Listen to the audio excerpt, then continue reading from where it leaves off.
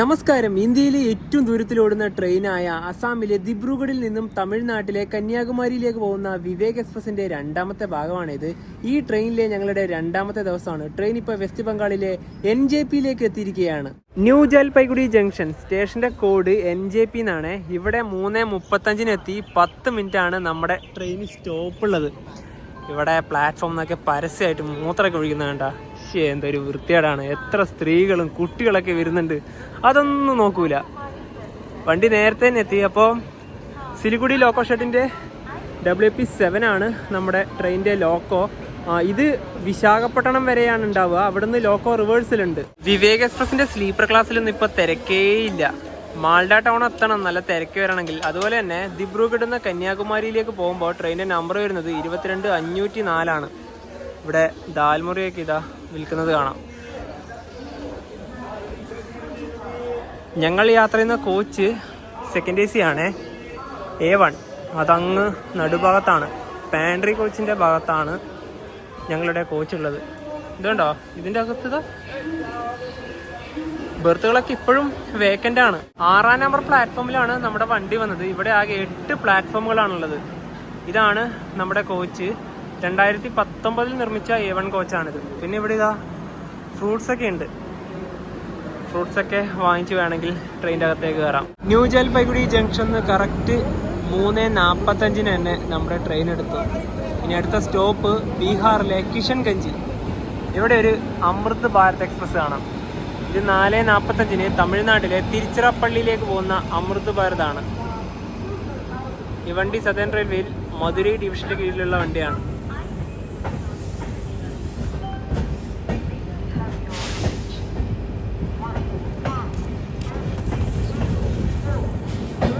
New ജൽപൈഗുഡിയോട് വിട. ഈ new ജൽപൈഗുഡിയിൽ വരുവാണെങ്കിൽ ഒരുപാട് സ്ഥലത്തേക്കാണ് നമുക്ക് പോകാനായിട്ട് പറ്റുക. ഒരുപാട് രാജ്യങ്ങളിലേക്കും നമുക്ക് പോകാൻ പറ്റും. പിന്നെ ഇവിടെ തന്നെ ഇൻ്റർനാഷണൽ ടെർമിനലൊക്കെ ഉണ്ട്. അത് ആ ഭാഗത്താണ്.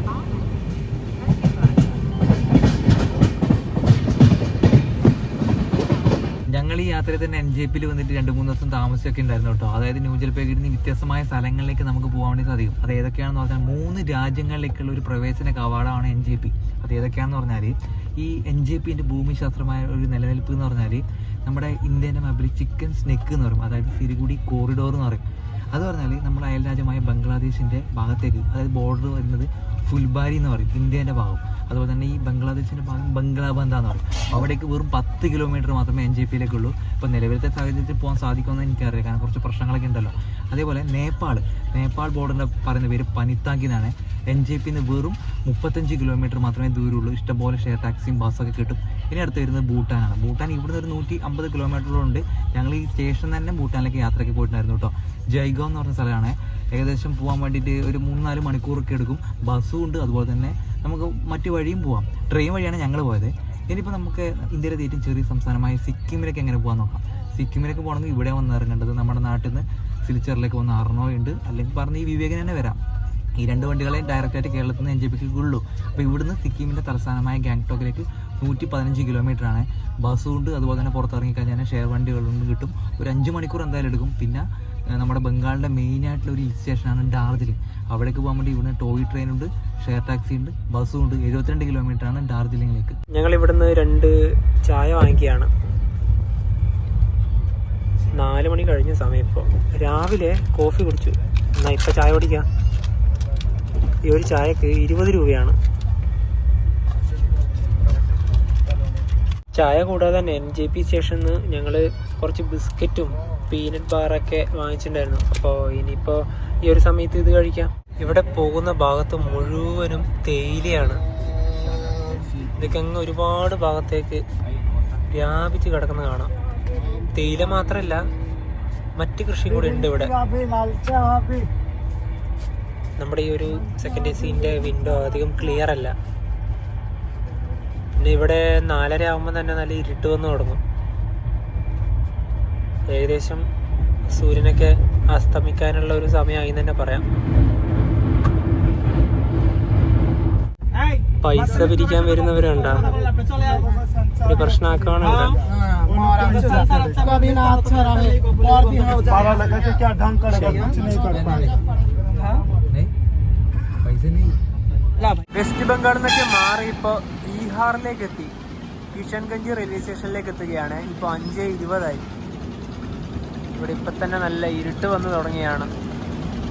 ഇതിലൂടെ തന്നെയാണ് റോഡും.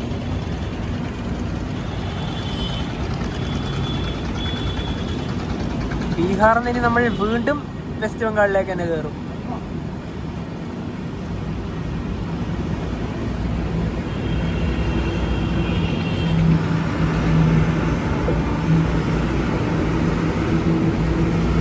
ബീഹാറിലെ ഈ ട്രെയിനിന്റെ ഒരേ ഒരു സ്റ്റോപ്പായ കിഷൻഗഞ്ച് 5:23.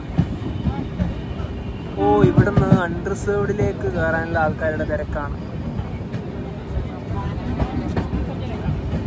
ഇതൊക്കെ അങ്ങ് കേരളം വരെ തന്നെ എന്തായാലും ഉണ്ടാവും. കിഷൻഗഞ്ചിൽ ഈ ട്രെയിൻ 2 മിനിറ്റാണ് സ്റ്റോപ്പ് ഉള്ളത്. ഇനി അടുത്തത് മാൽഡ ടൗണിലാണ്. ഒരുപാട് പോകാനുണ്ട്. എന്തായാലും 2 മണിക്കൂറിൽ കൂടുതൽ ഓടേണ്ടി വരും. പിന്നെ നമ്മുടെ ട്രെയിനിൽ കുറച്ച് പ്രശ്നങ്ങളൊക്കെ ഇപ്പം ആയിട്ടുണ്ട്. RPF ഒക്കെ കയറിയിട്ടുണ്ട്. ഇപ്പോൾ സെക്കൻഡ് AC-യിലായാലും ഈ പൈസയൊക്കെ പിരിക്കാൻ വരുന്നവരില്ലേ, അവർ വന്ന് നല്ല രീതിയിൽ തന്നെയാണ് ശല്യം ചെയ്യുന്നത്. നമ്മളോട് പൈസ ചോദിക്കും, കണ്ടില്ലേ ചോദിക്കുന്നത്. ഞാൻ ഒരിക്കലും കൊടുക്കൂല കേട്ടോ, വേറെ കാര്യമാണ്. എന്തൊക്കെയോ തെറിയൊക്കെ പറയുന്നുണ്ട്. ഞാൻ വിചാരിച്ച സെക്കൻഡ് AC ആയതുകൊണ്ട് കുറച്ചും കൂടെ എന്താ പറയുക, നമുക്ക് നല്ല സേഫ്റ്റി രീതിയിൽ പോകുന്നതൊക്കെ കണക്ക് തന്നെയാണ്. ഇനി ഇപ്പം അതുപോലെ തന്നെ വേറൊരു വിഷയം കൂടെ നമ്മുടെ കോച്ചുണ്ടായിട്ട്, അതായത് കുറച്ച് മലയാളിയായിട്ട് നമ്മൾ ആർമിക്കാർ, പിന്നെ ആന്ധ്രാപ്രദേശിലത്തെ ഒരു ആർമിക്കാരനൊക്കെ നമ്മുടെ ഇതിൽ പോകുന്നുണ്ട്. നമ്മുടെ കമ്പനിയൊക്കെ സംസാരിച്ചൊക്കെ പോകുന്നതാണ്. അതിന് ആ പുള്ളി ആന്ധ്രയിലത്തെ ആ ഒരു സാറ് കിടന്ന് ഉറങ്ങിയാണ്. പക്ഷെ ഫോൺ കുത്തിവെച്ചിട്ടാണ് തോന്നുന്നത് കിടന്നത്. ഞാനൊരു കാര്യം പറഞ്ഞു, ഒരു കാരണവശാലും അങ്ങനെ ചെയ്യാൻ പാടില്ലാത്തൊരു വിഷയമാണ്. ആ സാറ് ഉറങ്ങി എഴുന്നേൽക്കുമ്പോഴത്തേക്കും ഫോണില്ല, ആരും അടിച്ചുകൊണ്ട് പോയി. എന്നിട്ട് കംപ്ലൈന്റ് ചെയ്തു. ഇപ്പൊ RPF ഒക്കെ വന്നിട്ടുണ്ട്. ഇനി ആ ഫോൺ കിട്ടുമെന്ന് എനിക്ക് തോന്നുന്നില്ല. ആരെങ്കിലും എടുത്തു. ഇതിൽ സെക്കൻഡ് AC എന്ന് പറഞ്ഞാലുണ്ടല്ലോ, എന്താ പറയാ, ഈ അടിച്ച് തൂക്കി ആക്കാനൊക്കെ കുറെ ആൾക്കാരൊക്കെ പോകുന്നുണ്ട്. ലോക്കൽസ് ഒക്കെ കയറുന്നുണ്ട്. അതായത് അത് ഈ ട്രെയിൻ മാത്രമല്ല, എല്ലാ ട്രെയിനിലത്തെ അവസ്ഥ തന്നെയാണ്. ട്രെയിൻ ഇപ്പോൾ ദാൽക്കോല എന്നൊരു സ്റ്റേഷനിൽ നിർത്തിയേ. ഇവിടെ സ്റ്റോപ്പൊന്നുമില്ല. ഇത് 2-ാം നമ്പർ പ്ലാറ്റ്ഫോമാണ്. മിക്കവാറും വണ്ടി ഇനിയിപ്പോൾ ഇവിടെ മുതലായിരിക്കും ഡിലേ ആയി തുടങ്ങുക. ഇപ്പോൾ ഇവിടെ നിർത്തിയിട്ട് തന്നെ ഏകദേശം ഒരു 10 മിനിറ്റോളായി. നമ്മളിപ്പോൾ അധികമൊന്നും വന്നിട്ടില്ല. റെഡ് സിഗ്നലാണ്. ഇവിടുന്ന് ഓവർടേക്കിംഗ് ഒന്നുമല്ല, അത് മറ്റൊരു ട്രാക്കിലൂടെ പോകുന്ന ഒരു ഗുഡ്സ് ട്രെയിനാണ്. ഈ മുൻഭാഗത്തേക്കാണ് സ്ലീപ്പർ ക്ലാസ്. 8:30 ഈ റൂട്ടിലെ പ്രധാനപ്പെട്ട സ്റ്റേഷനായ മാൽഡ ടൗണിലേക്ക് ഇതാ ട്രെയിൻ എത്തി. 1-ാം നമ്പർ പ്ലാറ്റ്ഫോമിലേക്കാണ് വണ്ടി എത്തിയത്. ഈ പ്ലാറ്റ്ഫോമിലത്തെ തിരക്കാണ് ഈ കാണുന്നത്. ശരിക്കും ഈ ട്രെയിനിൻ്റെ എല്ലാ കോച്ചിലേക്കും, അതായത് സ്ലീപ്പർ ക്ലാസ്സിലേക്കൊക്കെ ആൾക്കാർ കയറുന്നത് ഇതാ ഇവിടെ നിന്ന് തന്നെയാണ്. നമ്മുടെ നാട്ടിലേക്കൊക്കെ ഒരുപാട് ആൾക്കാരാണ് ഇവിടുന്ന് പണിക്ക് വേണ്ടി വരുന്നത്. കൂടുതലും എറണാകുളം സൈഡ് തന്നെയാണ്, പെരുമ്പാവൂര് ആ ഒരു സൈഡ്. ഇവിടെ 10 മിനിറ്റ് ഉണ്ട് ട്രെയിൻ സ്റ്റോപ്പ്. ഇവിടെ പ്ലാറ്റ്ഫോമിൽ തന്നെ ഇതുപോലുള്ള സ്റ്റാളുകളൊക്കെ ഉണ്ട്. റൊട്ടി സബ്ജിയൊക്കെ കിട്ടും ഇവിടുന്ന്. ഇവിടെ റൊട്ടി സബ്ജി ഉണ്ട്, അതുപോലെ തന്നെ ബിരിയാണി ഉണ്ട്, മീൻകറി റൈസൊക്കെ ഉണ്ട്, ചിക്കൻ ബിരിയാണിയൊക്കെ വാങ്ങിച്ചിട്ട് പോവാം. ഇത് ഇവിടെ തന്നെ മീൻകറിയും ഉണ്ട്, ചിക്കൻ കറിയും ഉണ്ട്, റൈസും ഉണ്ട്. അപ്പോൾ ഒരുപാട് കടകൾ ഇങ്ങനെ ഈ പ്ലാറ്റ്ഫോമിൻ്റെ ഓരോ ഭാഗത്തായിട്ടും ഉണ്ട്. ട്രെയിൻ പുറപ്പെടാനായിട്ടില്ല. ഞങ്ങളെന്തായാലും ഇവിടുന്ന് ഫുഡൊന്നും വാങ്ങിക്കുന്നില്ല, കാരണം ഞങ്ങളുടെ കയ്യിൽ ഓൾറെഡി ഫുഡുണ്ടല്ലോ. പിന്നെ ഇതാ ഇവിടെ ഉണ്ട് കേട്ടോ, എല്ലാവരും തിരക്കിട്ട് വാങ്ങിക്കുന്ന ഒരു ഇതിൽ തന്നെയാണ്. ബിരിയാണിയാണത്. 8:41 അങ്ങനെ മാൽഡ ടൗൺ റെയിൽവേ സ്റ്റേഷനിൽ ഇതാ ട്രെയിൻ എടുത്തു. ഇനി ഈ ട്രെയിനിൻ്റെ അടുത്ത സ്റ്റോപ്പ് റാംപൂർ ഹട്ടിലാണ്. അതിനു മുന്നേ നമ്മൾ ഒരു നദി ക്രോസ് ചെയ്യും, ഗംഗാ നദി, അതായത് ഫറാക്ക ബാരേജ്.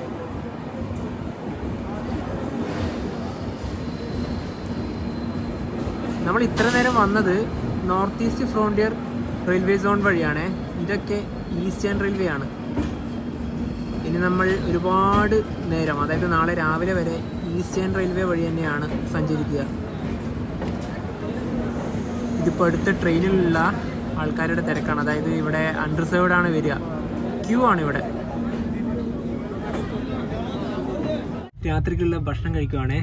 ഞങ്ങൾ കഴിക്കുന്നത് ലെമൺ റൈസാണ്. അതായത് ഞങ്ങൾക്ക് ഇന്നലെ തന്നെ ദിബ്രുഗഡിൽ നിന്ന് ഞങ്ങളുടെ സുഹൃത്തായ വിനിച്ചേട്ടൻ ഉണ്ടാക്കി തന്നെയാണ്.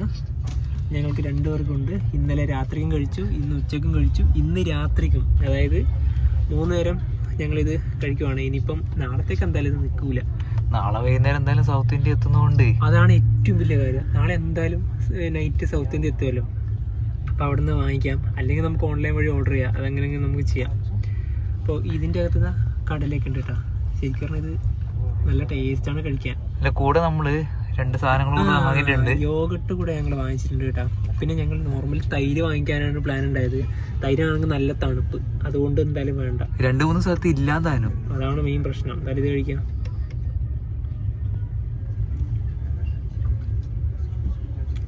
ഈ ലെമൺ റൈസിൻ്റെ ഏറ്റവും വലിയ പ്രത്യേകത എന്ന് പറയുക, ഇത് 2 ദിവസമെല്ലാം മിനിമം എന്തായാലും നിൽക്കും. അതുകൊണ്ട് വേറെ വലിയ പ്രശ്നമില്ല. മാത്രമല്ല ഇവിടുത്തെ ഫുഡ് വാങ്ങിച്ചിട്ട് വെറുതെ വയറിനായാലും പ്രശ്നവും വരുത്തണ്ടല്ലോ. മനു, എന്താണ് നമ്മൾ ട്രെയിനിൽ ദീർഘയാത്ര ചെയ്യുമ്പോൾ കൊണ്ടുവരാൻ കഴിയുന്ന ഫുഡ് ഇത് തന്നെയല്ലേ? ലെമൺ റൈസും കൊണ്ടുവരാം, ചിക്കൻ ഫ്രൈയും കൊണ്ടുവരാം. റൊട്ടിയിലാക്കിയിട്ട് വേണം കൊണ്ടുവരാം. ചിക്കൻ ഫ്രൈ ഞങ്ങൾ മറന്നുപോയത് എന്താ അറിയോ, വിരിച്ചേട്ടനോട് ഞങ്ങൾ പറയാത്തോണ്ടാണ്. അല്ലെങ്കിൽ ഞങ്ങൾക്ക് ചിക്കൻ ഫ്രൈ കിട്ടിയാലേ. ഗംഗാ നദിക്ക് കുറുകെയുള്ള ആ പാലം ഇതാണ്, ഫറാഖ ബാരേജ്. 2 കിലോമീറ്ററിന് മുകളിലാണ് ഇതിൻ്റെ ആകെ നീളം വരുന്നത്. ഇതൊരു ഡാം കൂടിയാണ്.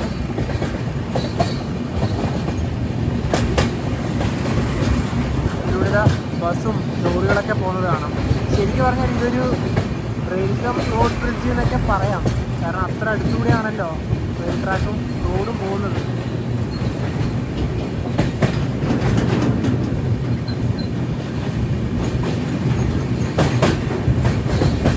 ഞങ്ങൾ ഈ ഭാഗം വഴി കൂടുതലും രാത്രി തന്നെയാണ് കടന്നു പോയിട്ടുള്ളത്. വന്ദേ ഭാരത് സ്ലീപ്പറിൽ വന്നപ്പോഴും രാത്രിയായിരുന്നു, അരണോയ് എക്സ്പ്രസ്സിൽ വന്നപ്പോഴും രാത്രിയായിരുന്നു, കന്യാകുമാരി ദിബ്രുഗഡ് വിവേക് എക്സ്പ്രസ്സിൽ വന്നപ്പോഴും രാത്രിയായിരുന്നു. പകല് വന്നിട്ടുണ്ട്, അത് നമ്മുടെ അഗർത്തല SMBT ബംഗളൂരു ഹംസഫറിൽ യാത്ര ചെയ്യുന്ന സമയത്ത്.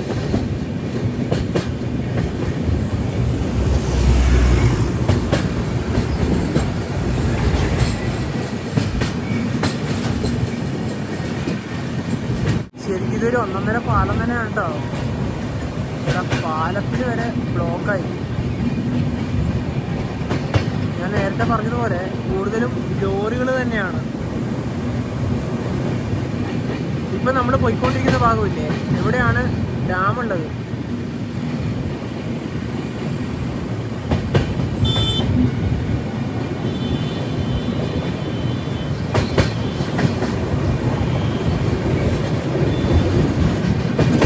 ഞങ്ങളിനിപ്പോൾ കിടക്കാൻ വേണ്ടി പോവുകയാണ്. ഞാൻ നേരത്തെ പറഞ്ഞതുപോലെ ഈസ്റ്റേൺ റെയിൽവേയിലെ സ്റ്റേഷനുകളായ റാംപൂർ ഹട്ട്, അതുപോലെ തന്നെ കൊൽക്കത്തയുടെ ഭാഗമായ ദാൻഗുണി വഴിയൊക്കെയാണ് ഈ ട്രെയിനിന് കടന്നു പോവുക. അതിനുശേഷം സൗത്ത് ഈസ്റ്റേൺ റെയിൽവേ സോണിലേക്ക് കയറും, അതായത് ഖടഗ്പൂരൊക്കെ.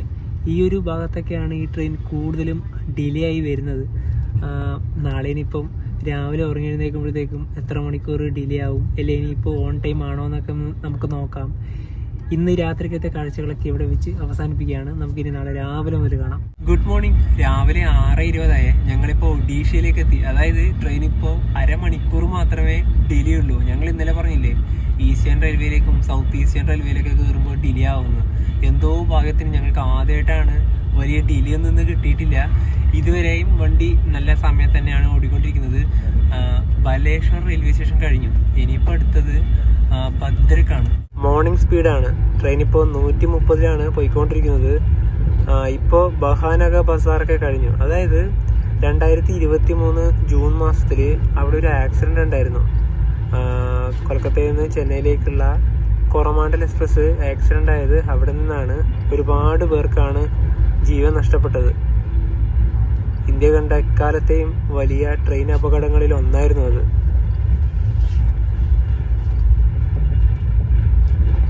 ഇപ്പോൾ 6:32. ശരിക്കും ഇത് ഈ ഒരു സ്പീഡൊക്കെ മെയിൻറ്റെയിൻ ചെയ്ത് പോകുന്നതുകൊണ്ട് തന്നെയാണ് ഇന്ന് ഡിലേ ഒന്നും ഇല്ലാത്തത്. ഇങ്ങനെ തന്നെ പോട്ടെ. സൂര്യൻ ഉദിച്ച് വരികയാണ്. ഇപ്പം ഇവിടെ നല്ല തണുപ്പാണ്. എന്താ കോടയാണ് ഈ കാണുന്ന ഇവിടെ മുഴുവനും. ഈ വെയിലിനൊരു ശക്തി വരണമെങ്കിൽ ഒരു 10 മണിയെങ്കിലും ആകണം. ഭദ്രക്ക് സ്റ്റേഷനിലേക്ക് എത്തുകയാണ്. 6:45 ട്രെയിൻ ഇപ്പോൾ ഭദ്രക്ക് റെയിൽവേ സ്റ്റേഷനിലെത്തി. ഇവിടെ 6:30 എത്തേണ്ടത്. അതായത് വെറും 15 മിനിറ്റ് മാത്രമാണ് ഇപ്പോൾ ഡിലേ ഉള്ളത്. ഇവിടെ 2 മിനിറ്റ് ഉണ്ട് ട്രെയിൻ സ്റ്റോപ്പ്. ഇത് 2-ാം നമ്പർ പ്ലാറ്റ്ഫോമാണ്. നമ്മുടെ കോച്ചിലേക്കൊന്നും ഇവിടുന്ന് ആൾക്കാരെ കയറാനുണ്ടായിരുന്നില്ല. പിന്നെ ഞങ്ങൾ നേരത്തെ പറഞ്ഞതുപോലെ തന്നെ, അതായത് കഴിഞ്ഞ ദിവസം തന്നെ പറഞ്ഞിട്ടുണ്ടായിരുന്നു, ഞങ്ങളുടെ ഈ ഒരു കോച്ചിൻ്റെ ടോയ്ലറ്റൊക്കെ കൂടുതൽ യൂസ് ചെയ്യുന്നത് ഈ പാൻട്രിക്കാരാണ്. കാരണം അവരുടെ കോച്ചിൻ്റെ ഇപ്പുറത്ത് തന്നെയാണല്ലോ A1 ഉള്ളത്. ട്രെയിൻ ഇപ്പോൾ ഒരു സ്റ്റേഷനിൽ നിർത്തിയിരിക്കുകയാണ്. ഇവിടെ ഇപ്പോൾ ഏകദേശം 5 മിനിറ്റോളായി നിർത്തിയിട്ട്. ആ ഭാഗത്ത് സ്ലീപ്പറിൻ്റെ അവിടെയൊക്കെ നല്ല തിരക്ക് കാണുന്നുണ്ട് കേട്ടോ. നമുക്ക് എന്തായാലും സ്ലീപ്പറിൻ്റെ ഭാഗത്തേക്കൊക്കെ പോവാം. പിന്നെ ഈ സമയത്ത് തന്നെ നമുക്ക് പല്ലൊക്കെ തേക്കാം. ഇതിൻ്റെ അകത്ത് നല്ല തിരക്കാണ്. പിന്നെ ഇവിടെ ഒരു മരമൊക്കെ ഉണ്ട്. ശരിക്കും ട്രെയിൻ ഡിലേ ആവുന്നത് ഇങ്ങനെ നിർത്തി നിർത്തി പോകുമ്പോൾ തന്നെയാണ്. പക്ഷെ ഞാൻ പ്രതീക്ഷിച്ചത് സൗത്ത് ഈസ്റ്റേൺ റെയിൽവേ ആണ് നമുക്ക് പണി തരുന്നതാണ്. അതെന്തായാലും കഴിഞ്ഞല്ലോ. ഭദ്രക്ക് കഴിഞ്ഞതിന് ശേഷം ട്രെയിൻ ഓരോ സ്റ്റേഷനിലും ഇങ്ങനെ നിർത്തുകയാണ്. ട്രെയിൻ ഇപ്പോൾ 1 മണിക്കൂർ 15 മിനിറ്റ് ആണ് ലേറ്റ്. ഇനിയിപ്പോൾ ഇത് അങ്ങ് തുടർന്ന് പോയിക്കോളും. ഇനിയിപ്പോൾ ലേറ്റ് കൂടി വരാനേ സാധ്യതയുള്ളൂ. കട്ടക്കിലേക്ക് ഇനിയും പോകാനുണ്ട്. ഈ സ്റ്റേഷനിൽ തന്നെ വണ്ടി നിർത്തിയിട്ട് 20 മിനിറ്റോളായി. ഇതിൻ്റെ മുന്നിലൂടെ തന്നെ സിൽച്ചാർ തിരുവനന്തപുരം അറണോയ് എക്സ്പ്രസ് പോകുന്നുണ്ട്. അത് കട്ടക്കൊക്കെ കഴിഞ്ഞ് അത് 1 മണിക്കൂറിന് മുകളിൽ ഡിലേ ആണ്. ഇനി ഇത് എത്ര മണിക്ക് ഇവിടെ നിന്ന് എടുക്കുമെന്നൊന്നും അറിയില്ല.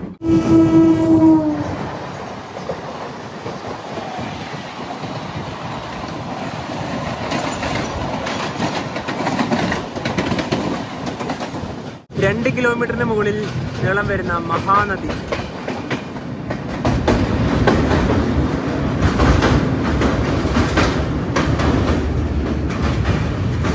റോഡ് അങ്ങ് അതുവഴിയാണ്.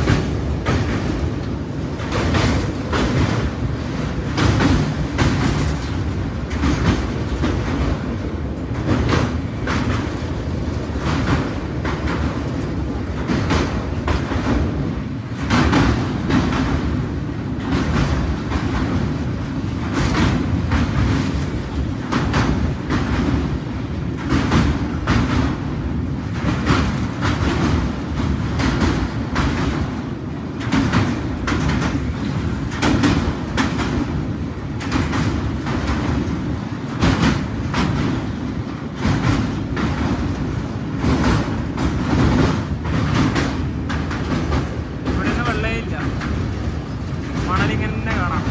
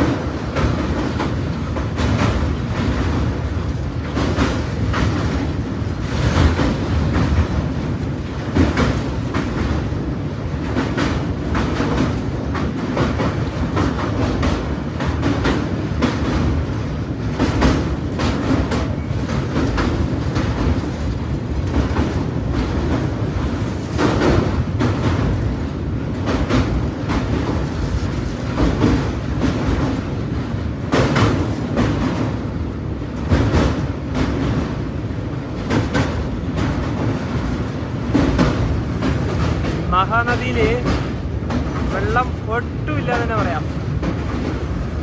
പിന്നെ ഇതിലൂടെ തന്നെ വണ്ടിയൊക്കെ എടുത്ത് പോകുന്നുണ്ട് കേട്ടോ. ടയറിന്റെ പാടുകളൊക്കെ ഉണ്ട് അവിടെ.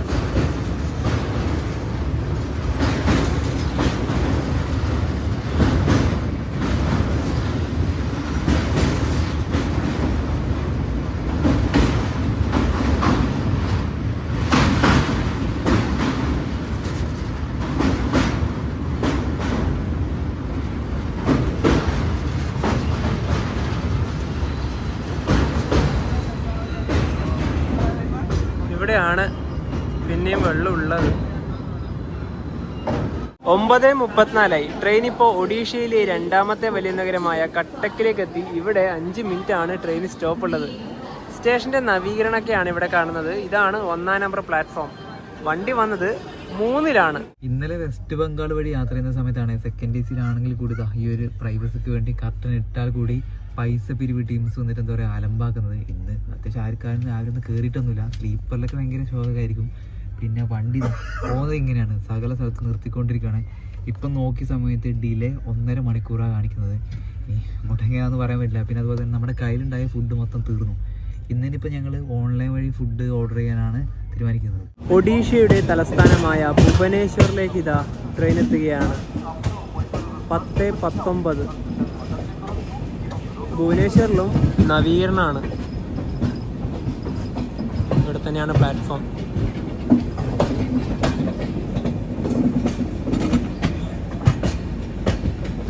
സ്റ്റേഷൻ്റെ കോഡ് BBS എന്നാണ്.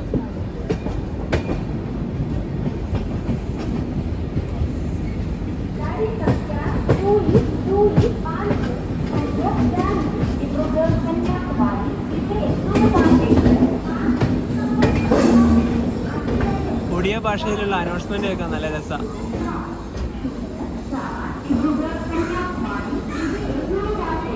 ഭുവനേശ്വർ, ഇവിടെ 5 മിനിറ്റ് ആണ് ട്രെയിൻ സ്റ്റോപ്പ് ഉള്ളത്. ഇനി ഇവിടുന്ന് സ്ലീപ്പർ ക്ലാസ്സിന്റെ അകത്തേക്ക് കയറാം. എങ്ങനെയാണ് തിരക്ക് അതൊക്കെ അറിയണ്ടേ, അതിലൂടെ കയറാം. നമ്മൾ സ്ലീപ്പർ ക്ലാസ്സിന്റെ അകത്തേക്ക് വന്നേ. ഇവിടുന്ന് ഇപ്പോൾ ഓൾറെഡി വണ്ടി എടുത്ത് അകത്തെ ഒരു കാഴ്ചയാണിത്. ഒരു ബെർത്തിൽ 4-5 ആൾക്കാരൊക്കെയാണ്. ചെക്കറൊക്കെ ഉണ്ട്. ഇത് S5 ആണ്. S5 കോച്ചിലെ ഒരു കാഴ്ചയായത്. എങ്ങനെ ഈ കന്യാകുമാരി വരെ ഈ ട്രെയിനിലത്തെ സ്ലീപ്പറിലൊക്കെ യാത്ര പോവുക?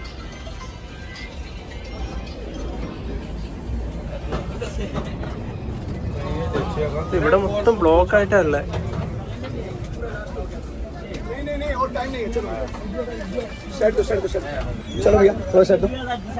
എന്റെ പൊന്നെ,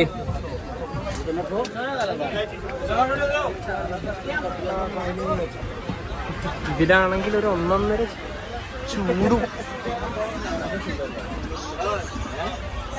ശരിക്കും ഇപ്പൊ തിരക്ക് കുറവാണെന്ന് പറയാം. കണ്ടില്ലേ സ്ലീപ്പർ ക്ലാസ്സിലെ തിരക്കൊക്കെ? മുമ്പത്തെ അപേക്ഷിച്ച് വിവേക് എക്സ്പ്രസിന്റെ സ്ലീപ്പർ ക്ലാസ്സിലൊക്കെ ഇപ്പോൾ തിരക്ക് കുറവാണെന്ന് തന്നെ പറയാം. ഒന്നാമത്തെ കാര്യം, ഇതിപ്പോൾ ഡെയിലി സർവീസ് ആണല്ലോ. പിന്നെ ഇപ്പോൾ ഈ ട്രെയിനിന്റെ മുന്നിലേക്കൂടെ തന്നെ കേരളത്തിലേക്ക്, അതായത് ആസാമിൽ നിന്നൊരു ട്രെയിൻ പോയതേ ഉള്ളൂ, അരുണോ എക്സ്പ്രസ്. അപ്പോൾ കുറച്ച് ആൾക്കാരൊക്കെ അതിൽ കയറും. പിന്നെ വെയിറ്റ് ലിസ്റ്റ് ടിക്കറ്റും അൺറിസർവ്ഡ് ടിക്കറ്റുകാരും എല്ലാവരും കൂട്ടത്തോടെ തന്നെയാണ് സ്ലീപ്പർ ക്ലാസ്സിലേക്ക് കയറുന്നത്. ഞാൻ നേരത്തെ തന്നെ സ്ലീപ്പർ ക്ലാസ് വഴി നടക്കുമ്പോൾ തന്നെ പറഞ്ഞില്ലേ, ഒരു ബെർത്തിൽ 3-4 ആൾക്കാരൊക്കെയാണെന്ന്. അതങ്ങ് വരെ ഉണ്ടാവും. കാരണം കോയമ്പത്തൂര്, പാലക്കാട്, എറണാകുളത്താണ് ഏറ്റവും കൂടുതൽ ആൾക്കാർ ഇറങ്ങുക. 10:49 ട്രെയിൻ ഇപ്പോൾ ഗോർദ റോഡ് സ്റ്റേഷനിലെത്തി. ഇവിടെ ട്രെയിന് 20 മിനിറ്റ് ആണ് സ്റ്റോപ്പ് ഉള്ളത്. 4-ാം നമ്പർ പ്ലാറ്റ്ഫോമിലാണ് വണ്ടി വന്നത്. അതുപോലെ തന്നെ ഒഡീഷയിലത്തെ പ്രധാനപ്പെട്ട തീർത്ഥാടന കേന്ദ്രമാണ് പുരി ജഗന്നാഥ ക്ഷേത്രം. അവിടേക്ക് പോകണമെങ്കിൽ നമുക്ക് ഇവിടെയാണ് ഇറങ്ങേണ്ടത്. ഇവിടെ 43 കിലോമീറ്റർ ആണ് പുരിയിലേക്കുള്ളത്. പിന്നെ അതുപോലെ തന്നെ കേരളത്തിൽ നിന്ന് ഡയറക്റ്റ് ആയിട്ട് പുരിയിലേക്ക് ഞങ്ങൾ ഇതുവരെ ട്രെയിനൊന്നും പോയിട്ടില്ല.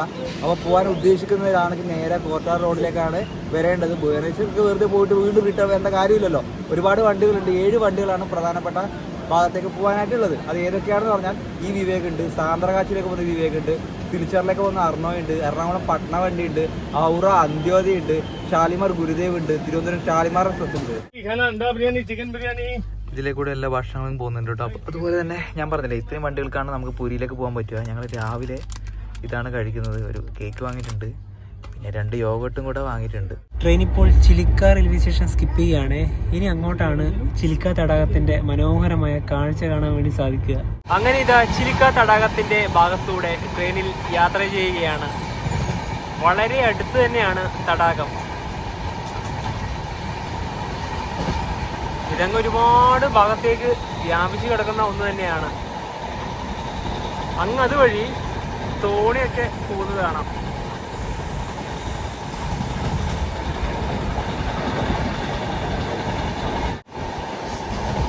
ഇവിടെ നിന്ന് നേരെ നോക്കുമ്പോൾ കടല് പോലെയാണ് തോന്നുന്നത്. ഇപ്പോൾ കണ്ട ചിലിക്ക തടാകമില്ലേ, അതിന് ഒരുപാട് പ്രത്യേകതകളുണ്ട്. ലോകത്തിലത്തെ 2ാമത്തെ വലിയ തീരദേശ തടാകമാണ്. കൂടാതെ ഇതൊരു ഉപ്പുവെള്ള തടാകം കൂടിയാണ്. 1100 ചതുരശ്ര കിലോമീറ്ററിലധികമാണ് ഇതിനൊരു വിസ്തൃതി വരുന്നത്. ഒഡീഷയിലെ 3 ജില്ലകളിലായിട്ടാണ് ഇത് വ്യാപിച്ചു കിടക്കുന്നത്. ഗഞ്ചം, പുരി, അതുപോലെ തന്നെ ഗോർദ. നമുക്ക് ട്രെയിനിൽ പോകുന്ന സമയത്ത് തന്നെ ചെറിയൊരു ഭാഗം മാത്രമേ കാണാൻ പറ്റുള്ളൂ. നമ്മുടെ ഈ ഫോണിൽ തന്നെ ഗൂഗിൾ മാപ്പ് എടുത്തു കഴിഞ്ഞാൽ നമുക്ക് എന്താ പറയുക ചിരിക്ക ലേക്കിൻ്റെ ട്രെയിൻ വ്യൂ പോയിന്റ് എന്ന് പറഞ്ഞിട്ട് സംഭവം അതിൽ തന്നെ മാർക്ക് ചെയ്തിട്ടുണ്ട്. ഞങ്ങൾ അതുവഴിയിട്ടാണ് കണ്ടത്. പിന്നെ അതിൽ ഒരുപാട് ശരിക്കും പറഞ്ഞിട്ടുണ്ടല്ല, നമ്മൾ ഒഡീഷയിലൊക്കെ കാണാൻ വേണ്ടി പോയി കഴിഞ്ഞാൽ വണ്ടിയൊക്കെ എടുത്തിട്ട് പോകുമ്പോൾ തന്നെയാണ് കൂടുതൽ ഭംഗിയായിട്ട് നമുക്ക് കാണാൻ വേണ്ടി സാധിക്കുക. ഒഡീഷയിലെ ഈ ട്രെയിനിൻ്റെ അവസാന സ്റ്റോപ്പായ ബ്രഹ്മപൂരിലേക്ക് ഇതാ എത്തുകയാണ്. 1:24.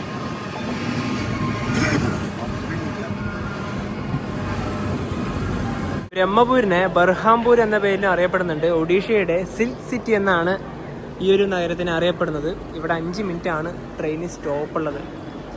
കൂടുതലും ആൾക്കാർ ഇവിടുന്ന് സ്ലീപ്പർ ക്ലാസ്സിൻ്റെ ഭാഗത്തേക്ക് തന്നെയാണ് കയറിയത്. BAM എന്നാണ് സ്റ്റേഷൻ്റെ കോഡ്.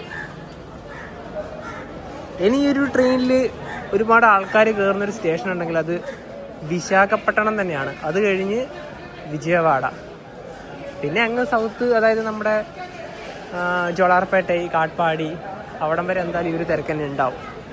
ഞങ്ങൾ ഈ ഒരു വലിയ യാത്രയിൽ നാട്ടിൽ നിന്ന് വരുമ്പം തന്നെ കുറച്ച് പലഹാരങ്ങളൊക്കെ കൊണ്ടുവന്നിട്ടുണ്ടായിരുന്നു. ഇനിയിപ്പോൾ അവസാനം ബാക്കിയുള്ളൊരു ബനാന ചിപ്സ്, ആ ഒരു പാക്കറ്റ് മാത്രമേ ഉള്ളൂ. എന്നാൽ പിന്നെ ഈ ഒരു സമയത്ത് ഇനിയിപ്പോൾ ഇത് കഴിക്കാം. ഇവിടെ ഈ ഒരു വാഷ് ഏരിയയും ടോയ്ലറ്റൊക്കെ ഉള്ള ഈ ഭാഗത്താണ് വിൽക്കാൻ വെച്ച സമൂസ. അങ്ങനെ നമ്മൾ സൗത്ത് ഇന്ത്യയിലേക്ക് എത്തി.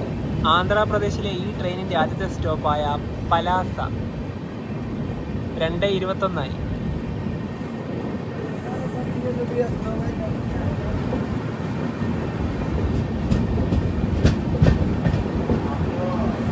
ആന്ധ്രാപ്രദേശിലെത്തിയ സമയത്തൊക്കെ എന്താ ചൂട്! കഴിഞ്ഞ ദിവസമൊക്കെ നല്ല തണുപ്പായിരുന്നു. രാവിലെ വരെ നല്ല തണുപ്പായിരുന്നു. എല്ലാ കോച്ചിലും നോ സ്മോക്കിംഗ് എന്ന് പറഞ്ഞ ബോർഡൊക്കെ ഉണ്ട്. ഞാനത് കണ്ടപ്പോൾ ഇത് വെറും പ്രഹസന എന്ന് പറഞ്ഞില്ലേ, അത് മറ്റൊന്നുമല്ല. എല്ലാ കോച്ചിൻ്റെയും ടോയ്ലറ്റിൽ പോയിട്ട് ആൾക്കാർ ബീഡിയും സിഗരറ്റൊക്കെ വലിക്കുന്നുണ്ട്. നമ്മള് ടോയ്ലറ്റിനകത്ത് കയറി കഴിഞ്ഞാൽ തന്നെ ഇതിന്റെ ബീഡി കുറ്റികളൊക്കെ കാണാൻ വേണ്ടി കഴിയും. അതെ, ഇതിന്റെ സെൻസറൊന്നും അടിക്കുന്നില്ല എന്ന് തോന്നുന്നു. അതാണ്. പിന്നെ അതുപോലെ തന്നെ ഈ നമ്മുടെ സെക്കൻഡ് AC എന്ന് പറഞ്ഞാൽ ഈ പാൻട്രി ജീവനക്കാരുടെ ഒരു അഴിഞ്ഞാട്ടാന്ന് പറയാം. നമുക്ക് മര്യാദക്ക് ഇത്രയും ഹൈ പൈസ കൊടുത്ത് പോകുമ്പോൾ നമുക്ക് മര്യാദക്ക് ബാത്റൂം പോലും യൂസ് ചെയ്യാൻ പറ്റാത്തൊരവസ്ഥയാണ്. പിന്നെ മിക്ക കോച്ചുകളിലും ആൾക്കാർ മദ്യപിക്കുന്നൊക്കെ ഉണ്ട്. എക്സാമ്പിൾ എടുത്തവരാണെങ്കിൽ ഈ പാൻട്രിക്കാരുടെ കയ്യിൽ തന്നെ സംഭവം സാധനമൊക്കെ ഉണ്ട്. നമ്മളിതൊക്കെ മനസ്സിലാക്കുന്നുണ്ട്. അതാണ് ശരിക്കും പറയുന്നത്. അതായത് അത് ഈ ട്രെയിനിൽ മാത്രമല്ല, സിൽച്ചർ അർണോ എക്സ്പ്രസ്സിൽ ഞങ്ങൾ സെക്കൻഡ് AC പോകുന്ന സമയത്ത് അന്ന് നേരിട്ട് കണ്ടതാണത്. 3:30 ട്രെയിൻ ഇപ്പോൾ ശ്രീകാകുളം റോഡ് സ്റ്റേഷനിൽ ഇതാകത്തി. ഇവിടെ 2 മിനിറ്റാണ് സ്റ്റോപ്പ് ഉണ്ടായത്. ഇനി അടുത്തതാണ് വിജയനഗരം. അടുത്ത സ്റ്റേഷനായ വിജയനഗരത്തിൽ നിന്നാണ് ഞങ്ങൾ ഉച്ചയ്ക്ക് കഴിക്കാനുള്ള ഭക്ഷണം ഓൺലൈൻ വഴി ഓർഡർ ചെയ്തത്. ഇപ്പോൾ കഴിഞ്ഞ കുറച്ച് സ്റ്റേഷനൊക്കെ ഉണ്ടായിരുന്നില്ലേ, അവിടെ ഒന്നും ബുക്ക് ചെയ്യാനുള്ള ഒരു സൗകര്യമൊന്നും ഉണ്ടായിരുന്നില്ല. എന്തായാലും വണ്ടി കുറച്ച് ഡിലേ ആയി പോയതുകൊണ്ടാണ് ഇത്രയും വൈകിയത്. എന്തായാലും ഇനിയിപ്പം ഭക്ഷണം കഴിക്കുമ്പോൾ ഒരു 4:15 ആവും. 4:15 ട്രെയിൻ ഇപ്പോൾ വിജയനഗരം ജംഗ്ഷനിലേക്ക് എത്തുകയാണ്. ഇത് ജംഗ്ഷൻ വരാൻ കാരണം ഇവിടുന്ന് റായഗഡ ഭാഗത്തേക്ക് ഒരു ലൈൻ ഉണ്ട്. അതായത് നമ്മുടെ എറണാകുളം ടാറ്റാനഗർ എക്സ്പ്രസ്സും ആലപ്പുഴ ധൻബാദ് എക്സ്പ്രസ് ഒക്കെ പോകുന്നത് അതുവഴിയാണ്. ഇവിടുന്ന് ഇനിയിപ്പോൾ നമ്മൾ ഓർഡർ ചെയ്ത ഭക്ഷണം കിട്ടും. ഇവിടെ 5 മിനിറ്റിൻ്റെ ട്രെയിൻ സ്റ്റോപ്പ്. അങ്ങനെ ഞങ്ങൾ ഓർഡർ ചെയ്ത ഭക്ഷണം ഞങ്ങളുടെ ബെർത്തിൽ തന്നെ കൊണ്ടുവന്ന് തന്നു. ഞങ്ങൾ ഓർഡർ ചെയ്തത് വെജ് മീൽസ് ആണ്. ഇതിൻ്റെ കൂടെ തന്നെ കട്ട്ലറി ഐറ്റംസും, പിന്നെ ഇത് എനിക്ക് തോന്നുന്നു സാമ്പാർ ആകാനാണ് സാധ്യത. പിന്നെ ഇത് റൊട്ടിയും, 2 റൊട്ടിയാണ് ഇതിൻ്റെ അകത്തുള്ളത്. പിന്നെ ഇവിടെ അച്ചാറുണ്ട്. ഇത് പരിപ്പ് കറിയാണ്.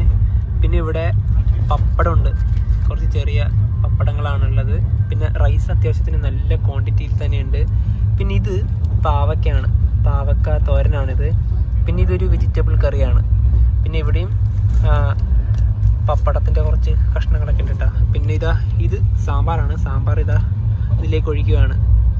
നല്ല പച്ച വെള്ളം തന്നെ അല്ലേ. അത് ഈ ഒരു ആന്ധ്രയിലത്തെ സാമ്പാറൊക്കെ ഏകദേശം ഇങ്ങനെ തന്നെയാണ്. നമ്മൾ ഒരുപാട് തവണ വാങ്ങിച്ചു തന്നെയാണല്ലോ. ഭക്ഷണമൊക്കെ കഴിച്ച് കഴിയുമ്പോഴത്തേക്കും ട്രെയിൻ വിശാഖപട്ടണം റെയിൽവേ സ്റ്റേഷൻ്റെ ഭാഗത്തേക്ക് എത്താനായേ. പിന്നെ ഒരു 10 കിലോമീറ്റർ കൂടി ഉണ്ട്. ഈ ഭാഗത്ത് കൂടുതലും പനയാണിത്. വിശാഖപട്ടണം ഇലക്ട്രിക് ലോക്കോ ഷെഡാണ് ഈ കാണുന്നത്. WP4, WP7, WG9 അതൊക്കെ ഇവിടെ കാണാം. ഇവിടെയൊക്കെ പശുക്കളാണ് ഈ ഭാഗത്ത്.